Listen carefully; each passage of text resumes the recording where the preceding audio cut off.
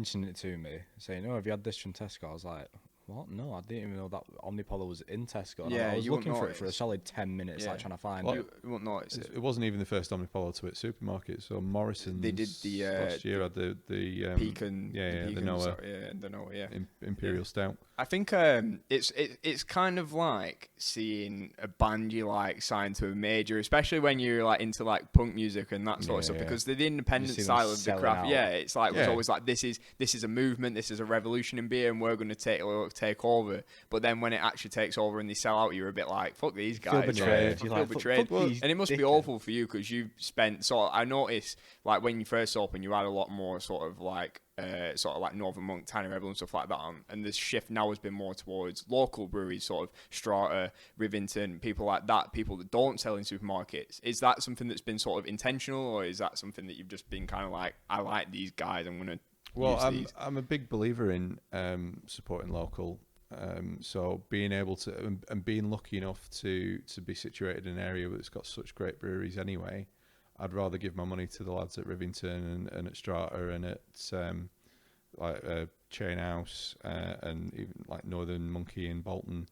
They're knocking out good beer. Yeah. And I know that there's a lot of hype and a lot of fear of missing out with craft beer and everything. It's sort of fallen into that the age that we live in now. People see stuff and they want it and they have to go and get it. And if you don't get it, then so there's a lot of people who like really into importing hype breweries from America or from wherever, and even though some of that stuff's amazing and because it's limited, there's something nice about owning it and trying it. Just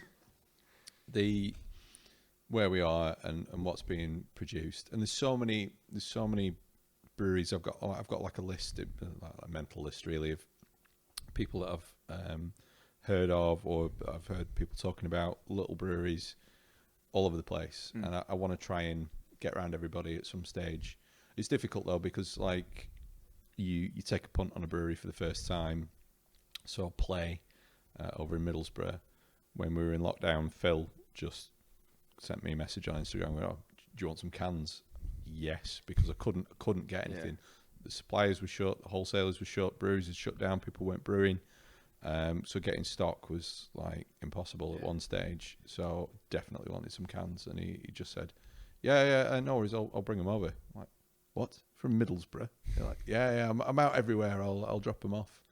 I love Play Brew Co, by the way, just to interrupt you there. Like, they're genuinely one of my favourites you've had in there. Like, a couple of them, like, when you had was it like the Hot Stepper and the Lady Luck? We've got Hot Stepper back in stock. Have you? I know you like a West Coast. Yeah, so I do love a West Coast. See, he knows his customers. He knows his customers. Bought it with you in mind because it was a choice of, because they rebrewed Hot Stepper and Double Dash, and then there's a new Pineapple Gozer this week. So we just put that in the fridges.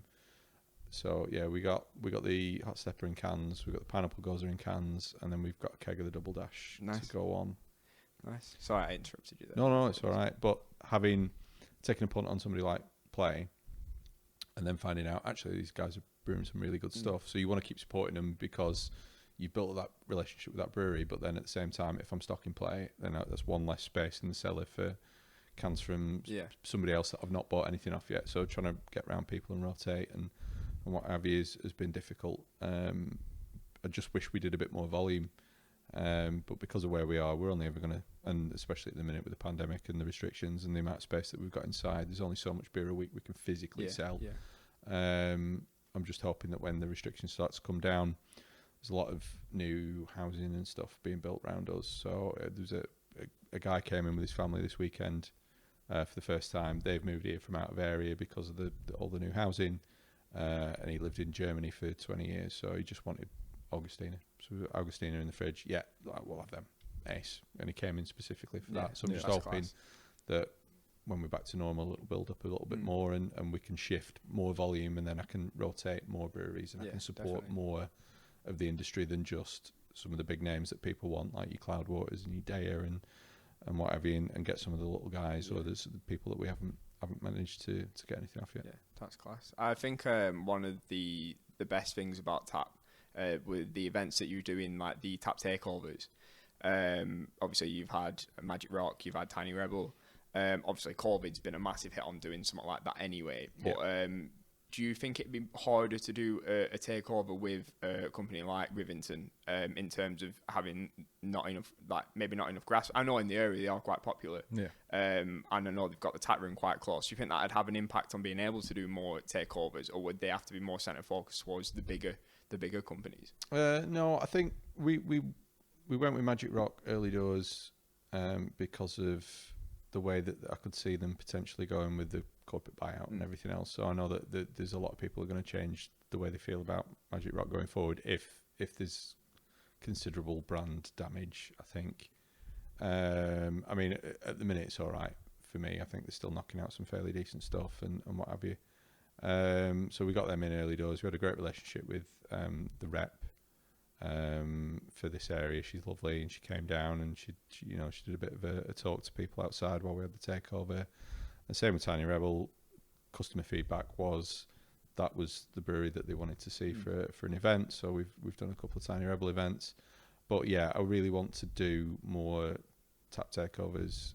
But again, if you can't build it up to be a big enough event for a small bar like us, where we are, we're not necessarily cycling through kegs fast enough. So if we're taking off the house lager and the cherry beer or whatever to put other things on, and then whatever's on that line takes a week, sometimes 2 weeks to get through before we can put that other beer back on. That's an issue for us because that's upsetting the regular trade and all the rest of it. So it's a balancing act. But I think the thing I've missed most about the bar not being open is the events, is doing the tap takeovers and getting breweries to come down and see us as a venue and as somebody who wants to support them. So in terms of the next event, I think booking anything big this year indoors until there's definitely no more restrictions is a dangerous game. So I've penciled a little something in for August Bank Holiday weekend with a brewery that we do get a lot of stuff off. I won't say anything just yet, just in case it's not going to come off. But and I want to do them more regularly. I want to try and wean people off having the house lager or whatever, and try and get them to try more stuff, and it being acceptable to rotate things even more than we do. I want to spend. I mean, it's going to cost a bit of money, but I want to get 3 new lines on, so we've just got that extra flexibility in terms of draft. I mean, I know it makes it a pain in the ass trying to get people to pick something when they don't know what they want in the first place, because instead of a possible 8 beers, there'd be a possible 11 beers or whatever. But I still think it's worth it. I think the ethos of it being rotational craft beer is important. Getting people to try new stuff and shock them out of that. This is what I like. I'm only ever going to drink this. Yeah, cool. I